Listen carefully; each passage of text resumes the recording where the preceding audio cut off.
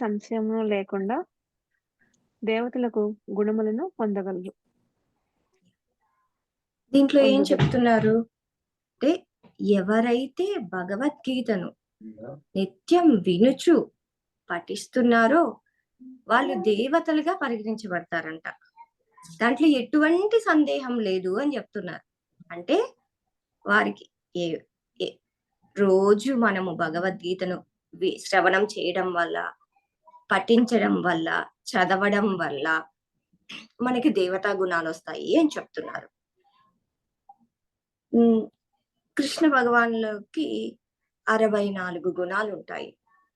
ఆయన సంపూర్ణుడు. ఆయనలాగా ఎవ్వరికి 64 గుణాలు ఉండవు. కానీ దేవతలకి మాత్రం 50 గుణాలు ఉంటాయి. అది శాంతంగా ఉండడము, వినమ్రంగా ఉండడం, కోపం లేకపోవడం, అలా 50 గుణాలు ఉంటాయి. అందుకే ఎవరైతే ఈ 50 గుణాలు వచ్చి దేవతలు కావాలంటే, ఎవరైతే నిత్యము భగవంతుని గురించి వింటూ, భగవద్గీత వింటూ, భగవద్గీతను పఠిస్తారో వాళ్ళకి దేవతా గుణాలు వస్తాయని ఈ శ్లోకంలో స్పష్టంగా చెప్తున్నారంటే, మెల్లమెల్లగా మనలో ఉండే రాక్షస గుణాలు పోయి, చెడు గుణాలు పోయి మనకి దేవతా గుణాలు వస్తాయి అని స్పష్టంగా ఆదిశంకరాచార్యుల వారు దీంట్లో చెప్తున్నారు. 9వ అధ్యాయం పరమగుహ్య జ్ఞానము. అంటే పరమగుహ్య జ్ఞానం అంటే రహస్యమైనది. అంటే ఇంతకంటే రహస్యమైనది వేరేది లేదు అని చెప్తున్నారు. మనము భగవద్గీతను 3 భాగాలుగా విడదీస్తే ఫస్ట్ 6 అధ్యాయాలు కర్మయోగం గురించి చెప్తున్నారు. తర్వాతి 7 నుంచి 12 వరకు భక్తి యోగ గురించి చెప్తున్నారు. దీంట్లో అన్నిట్లో మధ్యలో ఉండే 9వ అధ్యాయంలో అంటే రహస్యమైన జ్ఞానం, భగవంతుడి గురించి రహస్యమైన జ్ఞానాన్ని మనకి వివరిస్తున్నారు. ఇప్పుడు అదేంటో మనము తెలుసుకుందాం. శ్రీ భగవాన్ ఉవాచ ఇదం తు తే గుహ్య తమం ప్రవక్ష మనసూయవే జ్ఞాన విజ్ఞాన సహితం యజ్ఞాత్వా మోక్షసే శుభాత్. హరే కృష్ణ. ఎవరన్నా చదవండి మాతాజీ. ప్రభుజీ.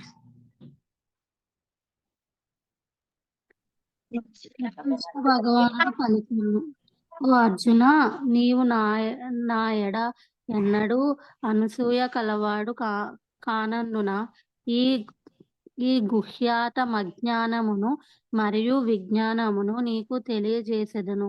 దీనిని తెలిసిన పిమ్మట భౌతిక స్థితి వలన కలిగడి క్లేశముల నుండి నీవు ముక్తుడు కాగలవు. దీంట్లో ఏం చెప్తున్నారు భగవానుడు? ఓ అర్జున, నీవు నా ఎడ ఎన్నడును అసూయ కలవాడవు కానందున ఈ గుహ్యతమ జ్ఞానమును మరియు విజ్ఞానమును నీకు తెలియచేసేదను. ఇక్కడ నసూయవే అనే పదము చాలా ముఖ్యమైనది. అంటే అందరికీ ఒక ప్రశ్న రావచ్చు. పాండవులు 5 మంది ఉన్నారు, దానిలో ఓన్లీ ఎందుకు అర్జునుడికే చెప్తున్నారు భగవంతుడు అనే ప్రశ్న మనకి రావచ్చు. అంటే ధర్మరాజు చాలా మంచి మనిషి, భీష్ముడు, అందరి పరంగా అందరూ మంచి వాళ్ళు, కానీ ఓన్లీ అర్జునకి ఎందుకు భగవంతుడు చెప్తున్నాడని ప్రశ్న రావచ్చు. దీనికి సమాధానం ఇక్కడ భగవంతుడు మనకు చెప్తున్నారు అనమాట. ఏం చెప్తున్నారు?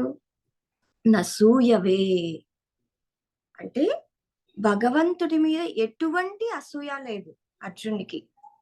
ఆయన మీద వినయము, గౌరవము, శరణాగతుడైనాడు ఆయనకి. అంటే చాలా మంది అసూయ పడ్డం అంటే భగవంతుడికి ఏంటి, ఆయనకేంటి అనే అసూయ కొంచెం ఉంటుంది. కానీ ఎప్పుడు భగవంతుడి మీద ఎటువంటి అసూయ లేకుండా మనం గురువు దగ్గరికి వెళ్ళి వినయముతో, ఆయన మీద గౌరవంతో జ్ఞానం నేర్చుకుంటేనే మనకి భగవంతుని గురించి జ్ఞానం అనేది తెలుస్తుంది. భగవంతుని మీద, గురువు మీద ఎటువంటి అసూయ లేకుండా వినయముతో, విధేయతలతో మనం భగవంతుని గురించి తెలుసుకోవాలనే జిజ్ఞాసతో మనం గురువుని ప్రశ్నించాలి.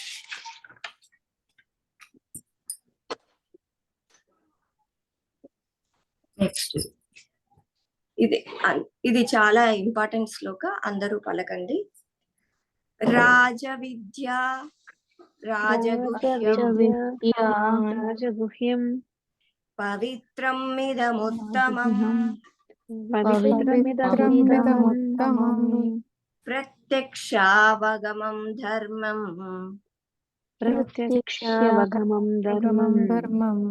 సుసుఖం కర్తుమవ్యయం.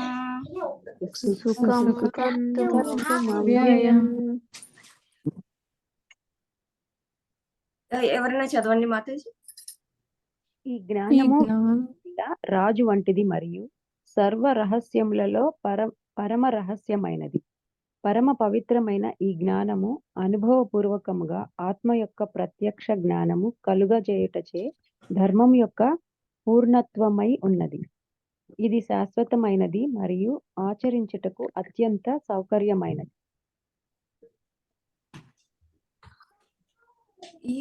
దీంట్లో ఏం చెప్తున్నారు?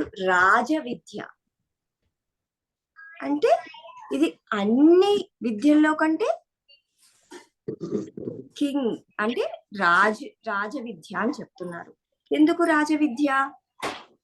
భగవంతుని గురించి తెలుసుకుంటున్నాము, ఇక్కడ ఆత్మ గురించి తెలుసుకుంటున్నాము, అదే రాజ విద్య. మనము మామూలుగా భౌతిక ప్రపంచంలో చాలా విద్యల్ని చదువుతాము, దాన్ని అసలు విద్య అనరు, అవిద్య అంటారు. ఎన్ని ఉంటాయి మనకి, చాలా విద్యలు ఉంటాయి, కెమిస్ట్రీ, ఫిజిక్స్, మ్యాథ్, సోషల్, ఈ విద్యలన్నింటినీ ఆ విద్య అంటారు. కానీ ఈ భగవంతుని గురించి, ఆత్మ గురించి ఎవరైతే తెలుసుకుంటారో దాన్ని ఆత్మ విద్య, రాజ విద్య అంటారు. 1 minute మాట్లాడు, 1 minute.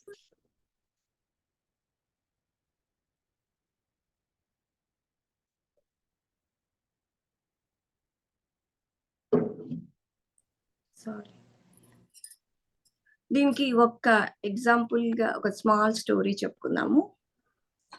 అంటే ఒకరోజు మామూలుగా సిటీస్ లో నుండి బాగా చదువుకున్న శాస్త్రవేత్త ఒకరు విలేజ్ కి వెళ్ళారనమాట. ఆ విలేజ్ కి వెళ్ళినప్పుడు అక్కడ విలేజ్ లో క్రాస్ చేయాలంటే ఒక బోట్ కావాలి. ఆ బోట్ లో వెళ్ళడానికి ఒక బోట్ అతన్ని, ఆయన చాలా గర్వంతో పిలిచారు. ఏంట్రా అబ్బాయి ఇక్కడికి రా అలానే గర్వంతో పిలిచారు. అలా ఆ బోట్ అబ్బాయి అవన్నీ ఏం పట్టించుకోకుండా వెళ్ళి ఆ బోట్ లో కూర్చున్నాడు ఆయన, శాస్త్రవేత్త కూర్చున్న తర్వాత ఆ బోట్ అబ్బాయిని అడుగుతున్నాడు, ఏంటి నీకు ఫిజియోకెమిస్ట్రీ తెలుసా అని ఫస్ట్ ఒక క్వశ్చన్ అడిగారు. అంటే ఆ బోట్ అబ్బాయి చెప్పారు, నాకు తెలీదు అని చెప్తారు. అంటే నీకు ఫిజియోకెమిస్ట్రీ తెలియకపోతే నువ్వు 30% వేస్ట్ అని చెప్తారు. ఇంకా నెక్స్ట్ క్వశ్చన్, క్వాంటమ్ ఎనర్జీ తెలుసా నీకు అని ఇంకో క్వశ్చన్ అడుగుతారు. నాకు క్వాంటమ్ ఎనర్జీ గురించి తెలీదు అని చెప్తారు. క్వాంటమ్ ఎనర్జీ తెలియకపోతే నువ్వు 70% వేస్ట్ అని చెప్తారు. అలా క్వశ్చన్స్ అడుగుతూనే నాకు ఇది తెలీదు అని చెప్తుంటే లాస్ట్ కి పెద్ద గాలి, వాన అన్ని వస్తే అప్పుడు ఆ బోట్ అబ్బాయి ఆయన్ని శాస్త్రవేత్తని అడుగుతారు, మీకు ఈదడం వచ్చా అని అడుగుతారు. నాకు ఈదడం రాదు అని సమాధానం చెప్తారు. అంటే మీకు ఈదడం రాకపోతే మీరు 100% వేస్ట్ అని ఆ బోట్ లో నుంచి దూకి ఆ బోట్ అబ్బాయి ఈత కొట్టుకుంటూ వెళ్ళిపోతారు. అంటే మనం ఈ స్టోరీ నుంచి ఏం నేర్చుకోవాలంటే, అన్ని విద్యలు నేర్చుకున్నా కూడా ఈ ఆత్మ విద్య అనేది ఖచ్చితంగా మనము నేర్చుకోవాలి. భగవంతుని గురించి జ్ఞానము, ఆత్మ గురించి జ్ఞానము మనం ఖచ్చితంగా తెలుసుకోవాలి అని చెప్తున్నారు. రాజగుహ్యం. రాజగుహ్యం అనేది ఎవరికి చెప్పాలి? ఇది అందరికీ చెప్పకూడదు. ఎవరైతే భగవంతుని గురించి తెలుసుకోవాలనే జిజ్ఞాసతో ఉంటారో వారికి మాత్రమే ఈ రాజగుహ్యాన్ని తెలియజేయాలి. ఎవరైతే భగవంతుడికి శరణాగతి వేడుకుంటారో అటువంటి వారికి మాత్రమే ఈ జ్ఞానము అర్థమవుతుంది. అదే రాజగుహ్యం, పవిత్రం. ఎవరైతే ఈ భగవంతుని యొక్క విద్యకి ఆశ్రయం పొందుతారో, ఆ విద్యను తెలుసుకోవాలని ఆతృతతో ఉంటారో వాళ్ళు పవిత్రులవుతారు. వాళ్ళ పాపాలన్నీ తొలగిపోతాయి. అండ్ ఎప్పుడైతే వాళ్ళు ఆ పవిత్ర పాపాలు తొలగిపోవడం వల్ల పవిత్రులు అవుతారు. ఎవరైతే హరే కృష్ణ మహామంత్రాన్ని జపం చేస్తూ ఉండడం వల్ల వారి పాపాలన్నీ తొలగిపోయి వారి ప్రారబ్ధం, అప్రారబ్ధం, బీజ, కూట ఇవన్నీ ఈ కర్మలన్నీ తొలగిపోతాయి హరే కృష్ణ మహామంత్రం జపం చేయడం వల్ల. దీంట్లో మనము నారద మహాముని గురించి ఒక స్టోరీ, చిన్న స్టోరీ భాగవతంలో వింటాం. నారద మహాముని గురించి మీకు అందరికీ తెలిసే ఉంటుంది. ఆయన పూర్వజన్మ వృత్తాంతం అన్నమాట. ఆయన యాక్చువల్ గా పూర్వజన్మలో ఒక దాసీపుత్రులు, అంటే దాసీపుత్రులుగా ఉంటారు. అప్పుడు నారద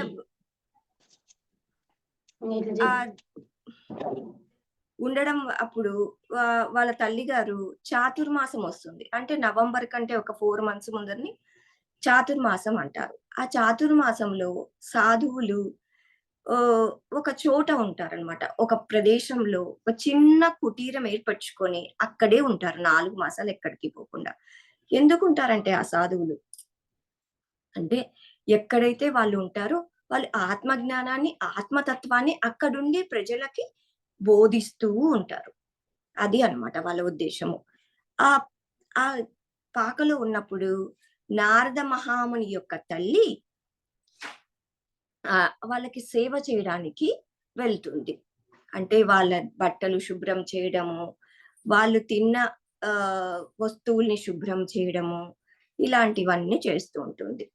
వారితో పాటు నారద మహాముని కూడా వెళ్ళి వారికి సేవ చేస్తూ ఉంటారు.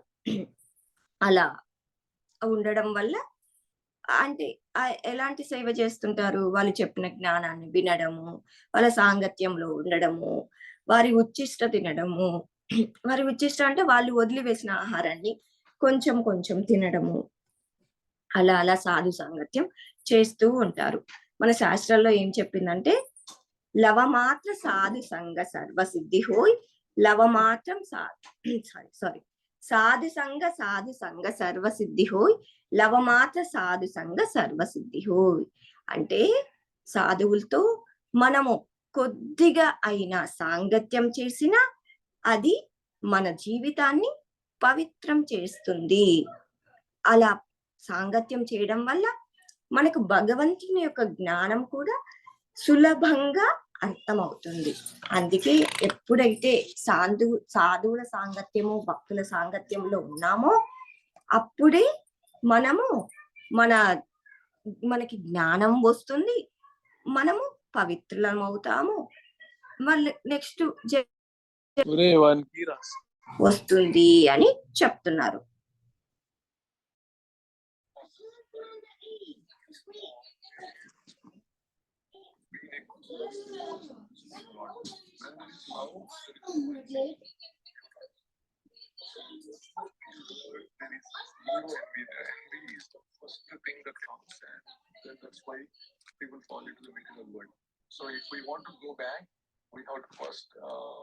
హరే కృష్ణ మాతాజీ స్క్రీన్ షేర్ కావట్లేదు.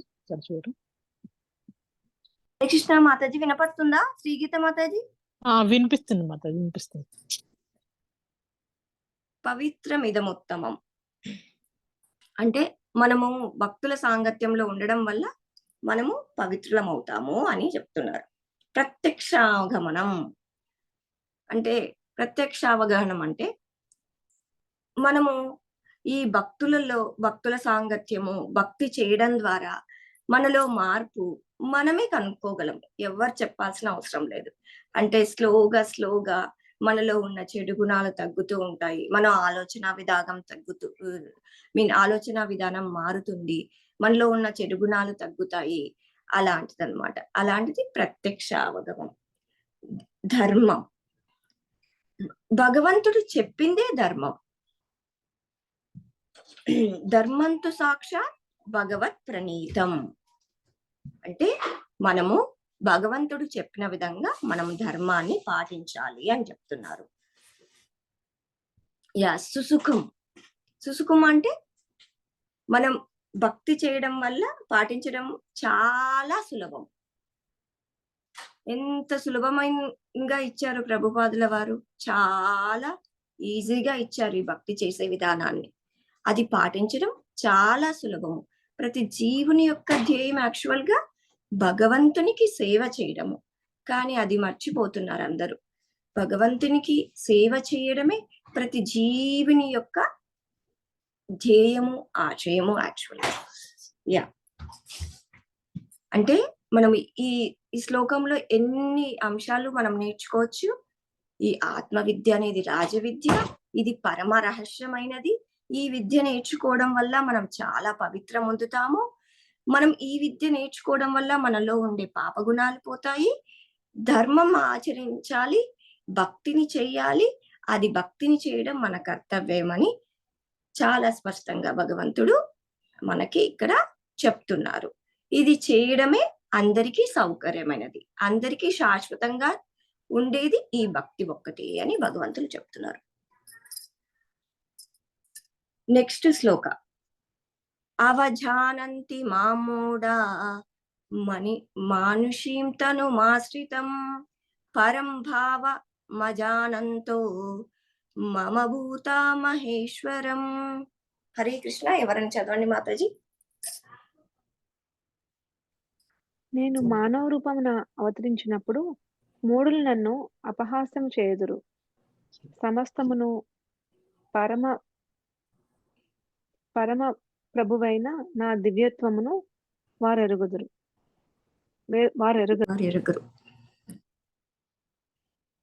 అవజానంతి మామూఢ మనుష్యం తనుమాశ్రిత. నేను మానవ రూపమున అవతరించినప్పుడు మూఢులు నన్ను అపహాస్యం చేయుదురు. అంటే కొంతమంది మూర్ఖులు భగవంతునిలాగా అనుకోకుండా సాధారణ మానవుల్లాగా భావిస్తారు. అటువంటి మూర్ఖుల గురించి మనము నేర్చుకున్నాం కదా. అంటే వాళ్ళు అసలు భగవంతునిలాగా భావించకుండా మామూలు మనిషిలాగా భావించి వారిని అవమానిస్తారు. అటువంటి వారిలో కంసుడు మనం ఎగ్జాంపుల్ తీసుకోవచ్చు. కంస మహారాజు భగవంతుణ్ణి హతమార్చడానికి ఎన్ని విధాల ప్రయత్నిస్తారు, కానీ అది విఫలమవుతుంది. మీరు ఫొటోస్ లో చూడొచ్చు. పోతన వస్తుంది అండ్ కంసుని భగవంతుడు 11-12 సంవత్సరాల వయసులో హతం చేస్తారు. అది చెప్తున్నారు. అండ్ భగవంతుడు ఈ భూమి మీద ఎందుకు అవతరిస్తారు అనేది ఇక్కడ మనం చూద్దాం. పరిత్రాణాయ సాధూనాం వినాశాయ చ దుష్కృతాం ధర్మ సంస్థాపనార్థాయ సంభవామి యుగే యుగే. అంటే మనం ఇక్కడ భగవంతుడు ఎప్పుడు అవతరిస్తారు అంటే పరిత్రాణాయ సాధూనాం, ధర్మాన్ని రక్షించడానికి, సాధువులను రక్షించడానికి, ఆయన భక్తుల కోసం ఆయన అవతరిస్తారన్నమాట. దానికోసమే ఆయన అవతరిస్తారు అని చెప్తున్నారు. మహాత్మానస్తు మాం పార్థ దైవీం ప్రకృతిమాశ్రితాః భజంత్యానన్య మనసో జ్ఞాత్వా భూతాదిమవ్యయం. హరే కృష్ణ. ఎవరైనా చదవండి మాతాజీ. ఓ పృథ కుమార, భ్రాంతులు కానటువంటి మహాత్ములు మాత్రము దైవీ ప్రకృతిని ఆశ్రయించి ఉందురు. వారు నన్ను ఆదియును అవ్యయుడను అగు దేవాది దేవునిగా నెరిగి ఉండుటచే నా భక్తియుత సేవలో సంపూర్ణముగా నిమగ్నులై ఉందురు. హరే కృష్ణ మాతాజీ.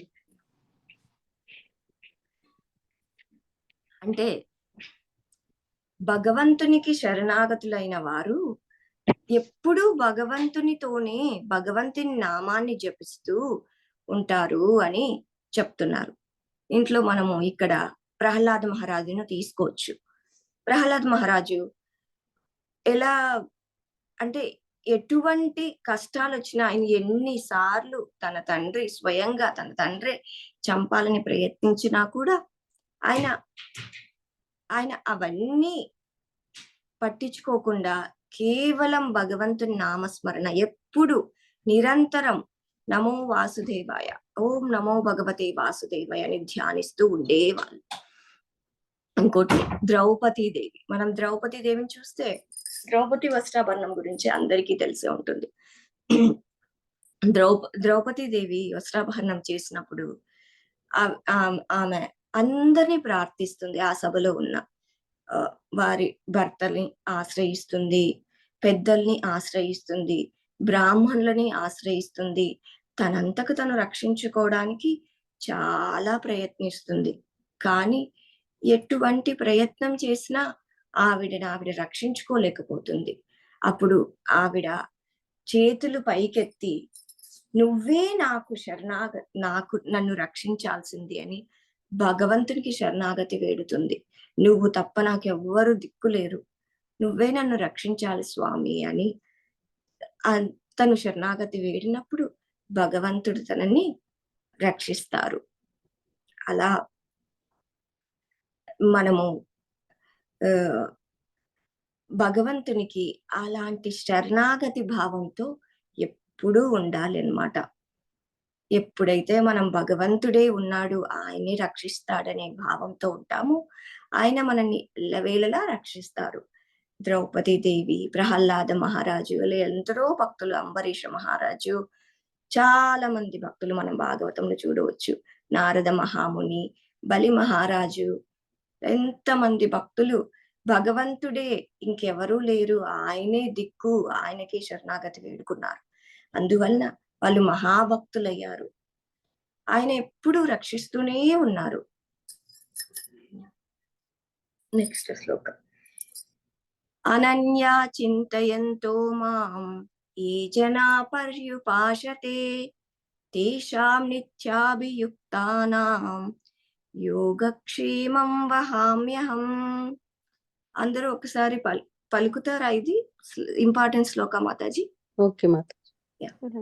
అనన్యా చింతయంతో మాం అనన్యాశ్చింతయంతో మాం ఏ జనా పర్యుపాశతే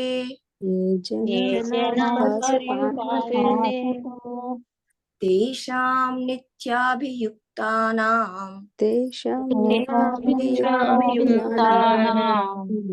యోగక్షేమం వహామ్యహం.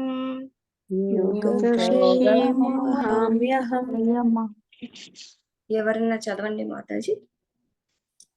కానీ నా దివ్య రూపమును ధ్యానించుచు అనన్య భక్తిచే నన్ను సదా అర్పించు వారి క్షేమములను నేనే వహింతును. వారికి లేని వాటిని సమకూర్చుదును, వారికున్న వాటిని రక్షింతును. ఇక్కడ చూడండి భగవంతుడు ఎంత స్పష్టంగా చెప్తున్నారు.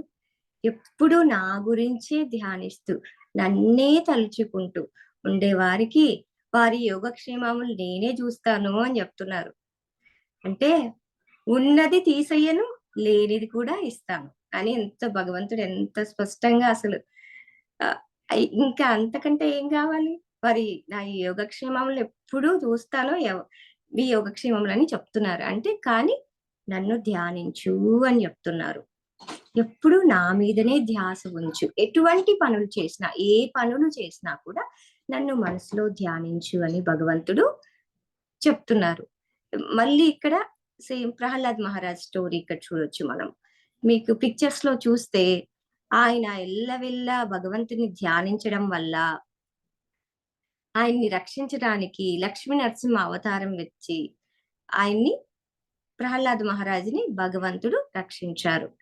అండ్ అందరికీ ఒక సందేహం కలగొచ్చు, నేను జపం చేసుకుంటున్నాను, రోజు భగవద్గీత క్లాసెస్ అటెండ్ అవుతున్నాను, భగవద్గీత వింటున్నాను, భాగవతం వింటున్నాను, ఇలా వింటున్నాను, భగవంతుడు నన్ను చూసుకుంటాడా అని ఆ సందేహం వద్దు. మనం ఆయన చింతనలోనే ఉంటే ఆయన యోగక్షేమాలు మన యోగక్షేమం చూస్తేనే భగవంతుడు స్పష్టంగా భగవద్గీతలో మనకి చెప్తున్నారనమాట. ఎప్పుడు ఆయన చింతనలో ఆయన నామాన్ని జపిస్తూ ఉండడం వల్ల మనకి ఆయన యోగక్షేమం చూసుకుంటారు అనే నమ్మకంతో, విశ్వాసంతో మనం భగవంతుని నామస్మరణాన్ని ఎప్పుడూ చేయాలి. నెక్స్ట్ శ్లోకం. ఇది కూడా ఇంపార్టెంట్ శ్లోకం మాతాజీ, పలకండి అందరూ. పత్రం పుష్పం ఫలం తోయం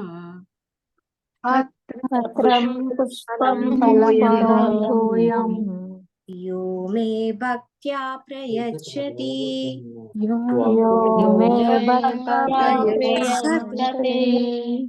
తదహం భక్త ఉపహృతం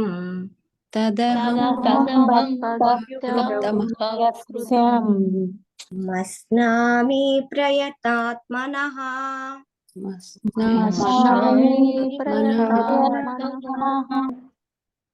ఎవరైనా చదువుతారా మాతాజీ? వ్రతమునైనను ఓకే సార్ చదవండి మాతాజీ మీరు. పత్రమునైనను పుష్పమైనను ఫలమునైనను లేదా జలమునైనను ప్రేమతోనూ భక్తితోనూ ఎవరి అర్పించినచో నేను స్వీకరించును. కృష్ణ. దీంట్లో ఏం చెప్తున్నారు? డ్రా చేసి ఇవ్వండి వర్షి. పత్రమునైనను పుష్పమునైనను ఫలమునైనను లేదా జలమునైనను ప్రేమతోను భక్తితోను ఎవరేని అర్చించినచో నేను స్వీకరింతును. భగవంతుడు ఏమడుగుతున్నారు? ఓన్లీ పత్రము, పుష్పము, ఫలము, జలము.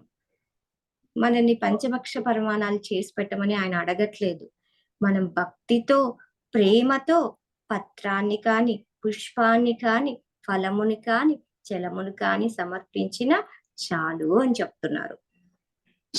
చిన్న ఎగ్జాంపుల్ మనం ఇక్కడ చెప్పుకుందాము. అంటే మనం యాక్చువల్ గా భౌతిక ప్రపంచంలో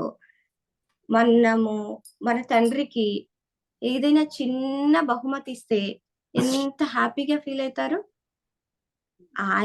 ఆయన ఇచ్చిన డబ్బులతోనే మనము ఏదైనా కొనిచ్చినా, ఈవెన్ మన పిల్లలు మనకి ఏదైనా బహుమతి ఇస్తే మనం చాలా సంతోషిస్తాం అన్నమాట. అలాగే అందరికీ తండ్రి ఆయన కృష్ణ పరమాత్ముడు. ఆయనకి మనము చేసుకున్న దాంట్లో శాకాహారాన్ని ఆయనకి ప్రసాదంగా పెట్టి మనం స్వీకరించడం వల్ల ఆయన సంతోషిస్తారు. ఆ ప్రసాదాన్ని మనం రోజు భుజించడం వల్ల మనలో ఉండే పాప కర్మలు తొలగిపోయి మంచి గుణాలు అలవర్తాయి. అంటే మనలో ఉండే హృదయ దౌర్బల్యం పోతుందన్నమాట. అంటే పాపం తొలగిపోతుంది, మెల్లమెల్లగా తొలగిపోతుంది. ఇక్కడ ఆయన పత్రం, పుష్పం, ఫలం, తోయ మాత్రమే అడుగుతున్నారు. ఎటువంటి అంటే శాకాహారం కాకుండా ఎటువంటి నాన్ వెజ్, ఎగ్, గుడ్డు, మాంసం అలాంటివి అడగట్లేదు. కాబట్టి మనం భగవంతునికి మనం వండుకునే శాకాహారాన్ని రోజు ఆయనకి అర్పించి తినడం వల్ల మనకి కర్మబంధనం కూడా తొలగిపోతుంది. అంటే మనకు తెలియకుండా మనము వండేటప్పుడు, కడిగేటప్పుడు తెలియకుండా చిన్న చిన్న సూక్ష్మజీవులు చనిపోతూ ఉంటాయి అన్నమాట. దానివల్ల మనకి కర్మబంధనము, పాపబంధము వచ్చే అవకాశాలు ఉన్నాయి. కానీ అవి రాకుండా మనము భగవంతునికి మనం వండుకున్న ఆహారాన్ని సమర్పించి ప్రసాదంగా మనం దాన్ని స్వీకరించడం వల్ల మనలో ఉండే చెడు గుణాలు పోయి మనకి శుభము ఐ మీన్ మంచి గుణాలు అలవర్తాయి. మన మనసు పవిత్రం అవుతుంది. మన అన్ని పవిత్రమయ్యి మనము మంచి గుణాలతో ఉంటామన్నమాట. అండ్ ఈ ఈ ఈ పిక్చర్ లో ఉన్న స్టోరీ ఒకసారి చెప్పుకుందాము. చిన్నది, బృందావనంలో జరిగిన స్టోరీ. ఒకసారి బృందావనంలో నంద మహారాజు ఇంటికి పండ్లు అమ్మే ఆవిడ వస్తారు. అప్పుడు యశోదామాత ఆవిడ దగ్గర తీసుకుంటారు. హరే కృష్ణ మాతాజీ, అందరూ మ్యూట్ లోకి వెళ్ళండి మాతాజీ. హరే కృష్ణ. అలా ఇంతకు ముందు ముందర రోజుల పూర్వకాలంలో ఎలా ఉండేదంటే కొంచెము ధాన్యం తీసుకొని వాళ్ళు పండ్లు ఇవ్వడము అలాంటివి ఉండేవన్నమాట. అలా కృష్ణ పరమాత్ముడు కూడా యశోదామాత ధాన్యం ఇచ్చి కొన్ని పండ్లను తీసుకుంటది. కానీ కృష్ణుడు కూడా చిన్ని హస్తాలతో కొంచెం కొంచెం ధాన్యాన్ని తీసుకొని, అది జారిపోతూ ఉంటుందన్నమాట. కానీ కొంచెం ధాన్యాన్ని తీసుకొని ఆవిడకి కొంచెం ధాన్యాన్ని ఇస్తారు. కానీ ఆయన రూపానికి, ఆయన ఇచ్చిన కొంచెం ధాన్యానికి కూడా ఆమె ఆనంద భరితురాలయ్యి ఆయనకి చాలా పండ్లని బహుమానంగా ఇస్తుందన్నమాట.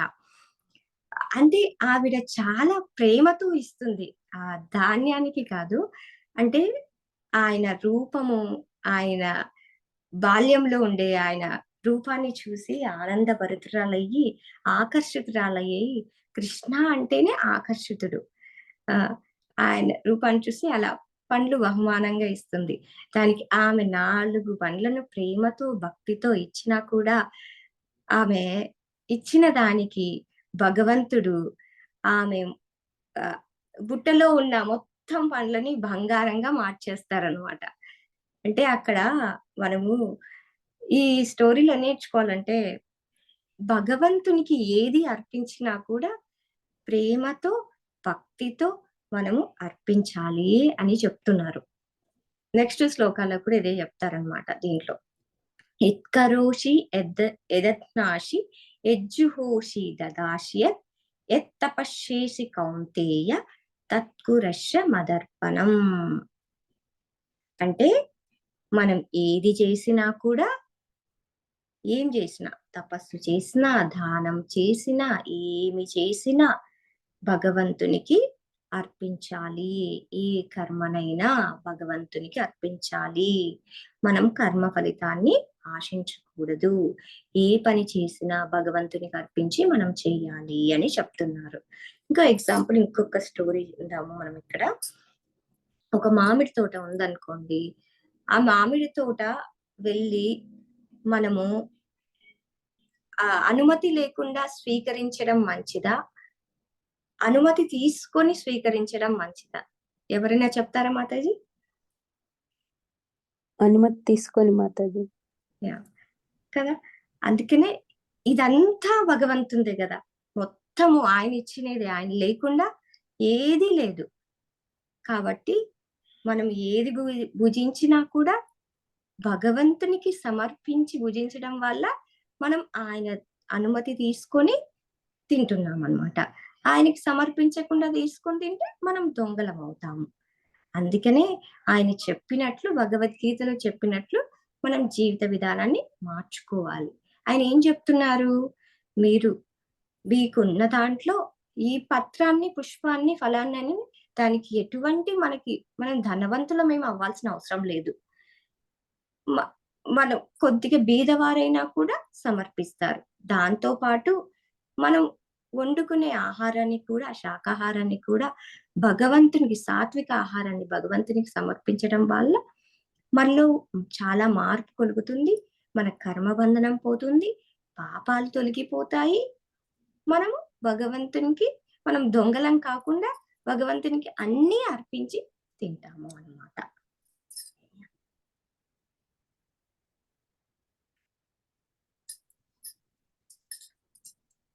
మన్మనామ భవ మద్భక్త్యో మధ్యాజీ మాం నమస్కురు మామే వైశ్యసి యుక్తైవ మాత్మానాం మత్పరాయణః. హరే కృష్ణ. ఎవరైనా చదవండి మాతాజీ. నీ హరే నీ మనసు సదా నా చింతన యందే నిమగ్నము చేయుము. నా భక్తుడగుము, నాకు నమస్కారము నన్ను అర్పించుము. ఈ విధముగా నా యందు సంపూర్ణ మగ్నుడవై నీవు నన్ను తప్పక చేరగలవు. దీంట్లో ఏం చెప్తున్నారు భగవంతుడు? నాకు నమస్కారం చేయండి, అర్చించండి అని చెప్తున్నారు. అంటే మనము గుడికి వెళ్ళినప్పుడు ఫస్ట్ భగవంతునికి పాదాల దగ్గర నుంచి చూసి సాష్టాంగ నమస్కారం చేసుకోవాలి. ఆడవాళ్ళైతే అర్ధ సాష్టాంగ నమస్కారము, మగవాళ్ళైతే పూర్తి సాష్టాంగ నమస్కారము చేసుకోవాలి. అండ్ మనము భగవంతుని యందే మన ఆలోచనలు నిమగ్నం చేయాలి. ఎక్కడిని మనం భగవంతుని దర్శనానికి వెళ్ళినా కూడా ఆయన్ని భగవంతుని యందే సంపూర్ణంగా ధ్యానాన్ని పెట్టి మనం సంపూర్ణంగా ఆయనని ప్రార్థించాలి. మనం ఏది చేసినా మనం మనసారా మనం మనసుతో భగవంతునికి సంపూర్ణంగా ధ్యానము చెయ్యాలి. ఆయన మీదనే లగ్నం చేసి మనసు ఆయన రూపాన్ని దర్శించాలి. అలా మనము భక్తితో ఆయనకి నమస్కారం చేయాలి అని ఈ శ్లోకంలో చెప్తున్నారు. హరే కృష్ణ మహామంత్రమును జపించుట ద్వారా మనుజుడు మనస్సు ఆ మంత్రంపై సంలగ్నం చేయుచు కృష్ణ పాదార విందములను చింతన చేయగలడు. ఆ విధముగా అతడు శీఘ్రమే సమాధి స్థితికి చెందగలడు. ఆ విధముగా హరినామ స్మరణము చేసినచో ఆ నామము భగవానునకు అభిన్నము. మనసు సహజముగానే భగవత్ చింతన యందు లగ్నము కాగలదు. దీంట్లో చూడండి, హరే కృష్ణ మహామంత్రం జయించుట వల్ల మనము సమాధి స్థితికి వెళ్ళగలము. అంటే సమాధి స్థితి, ఇక్కడ సమాధి స్థితి అంటే ఏమో తెలుసుకున్నాము. సమాధి స్థితి అంటే భగవంతుని యందు మనము మనసుని పూర్తిగా ఉంచడం అన్నమాట. ఆయన ఆయన ఆయన గురించే ఆలోచనలు, ఆయన యందే మనసు, ఆయన యందే భక్తి, దానిని సమాధి స్థితి అంటారు. అప్పుడే మనం సమాధి స్థితిలోకి వచ్చింది. మనం చెప్పే మంత్రాన్ని స్పష్టంగా వింటూ ఆయన చెప్పిన లీలలను మనసులో ధ్యానం చేసుకుంటూ అదే ఆలోచనలో ఉంటూ ఎటువంటి ఆలోచనలు లేకుండా, భౌతిక ఆలోచనలు లేకుండా ఎప్పుడైతే ఆయన్ని ధ్యానిస్తామో అది సమాధి స్థితి అవుతుంది అని భగవంతుడు గురించి ఇక్కడ చెప్తున్నారు. అండ్ ఇక్కడ హరే కృష్ణ మహామంత్రము జపించండి, ఆయనని స్మరణ చేయడం వల్ల మనము భగవత్ చింతనలో ఖచ్చితంగా ఉంటాము. అప్పుడు మనము మన నాలుక మీద కృష్ణుడు వచ్చి నాట్యం చేస్తారంట. ఎంత బాగా చెప్తున్నారంటే ఆయన నాట్యం చేస్తూ మన మంత్రం పలికేలాగా చేస్తారు అని చెప్తున్నారు. అంటే ఇంకోటి ఇక్కడ పూతన గురించి ఒకసారి చూద్దాము. ఆయన 3 నెలల బాలుడిగా ఉన్నప్పుడు పూతని చంపడానికి కంసుడు కృష్ణ భగవాన్ చంపడానికి పంపిస్తారనమాట. పూతన చాలా అందంగా రెడీ అయ్యి వస్తదనమాట. యశోదామాత కూడా చూసి మాయలో పడిపోతారు. ఈవిడ చాలా అందంగా ఉంది అంటే నేను బాలుడికి పాలిస్తాను అంటే పాలు ఇవ్వడానికి కృష్ణయ్యని ఇస్తుందన్నమాట. అప్పుడు పాలు ఇచ్చేటప్పుడు పూతనని చంపేస్తారు భగవంతుడు. ఐ మీన్ ఆవిడ స్థలాన్ని గట్టిగా నమిలి అప్పుడు ఆవిడ చనిపోతుంది అనమాట. అంటే అక్కడ భగవంతుణ్ణి స్పర్శించడం వల్ల ఆవిడికి మోక్షం వస్తుందన్నమాట. అది కూడా ఆవిడ ముందర జన్మలో బలి మహారాజు సోదరి. అప్పుడు వామన అవతారంలో భగవంతుడు వచ్చినప్పుడు ఆవిడ కోరుకుంటుందన్నమాట, ఇంత అందమైన బాలుడికి నేను తల్లిగా అంటే బాగుండేదే అని. అప్పుడు భగవంతుడు ఆవిడ కోరికను నెక్స్ట్ లైఫ్ లో ఈ విధంగా అంటే కొద్దిగా అయినా పాలని స్వీకరిస్తారు కదా ఆవిడ నుంచి, పూతల నుంచి. ఆ కోరికని ఆమె క్షణకాలం అనుకుంటది. అలా క్షణకాలం అనుకొని మళ్ళీ ఆ మరుక్షణమే చెడు ఆలోచనలోకి వెళ్ళిపోతుంది అనమాట. ఆ విధంగా క్షణకాలం ఆలోచించినా కూడా భగవంతుడు ఆమె కోరికను తీర్చుకోవడానికి తీరుస్తారు. మీన్ రాక్షస జన్మలో ఆవిడ ఉన్నా కూడా ఆవిడ ఓన్లీ కొద్దిసేపు భగవంతుని స్పర్శించినందుకు ఆవిడకి మోక్షాన్ని భగవంతుడు ప్రసాదిస్తాడనమాట ఇక్కడ. అందుకే మనం రోజు హరే కృష్ణ మహామంత్రాన్ని జపము చెయ్యాలి అని స్పష్టంగా చెప్తున్నారు ఇక్కడ. ఏమైనా క్వశ్చన్స్ ఉంటే అడగండి మాతాజీ.